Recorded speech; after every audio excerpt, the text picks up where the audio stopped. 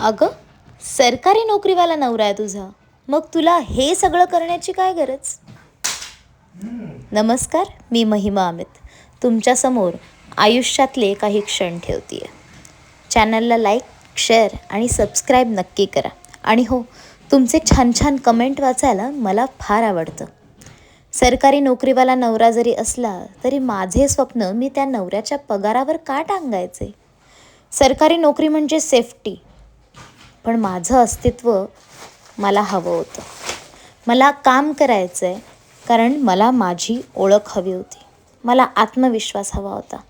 मला स्वतःच्या पैशांची किंमत कळावी असं मला वाटत होतं.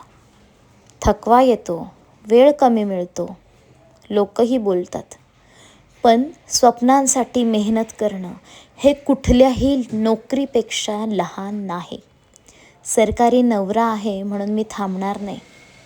मी बायको आहे, आई आहे, पण हो, आधी मी आहे.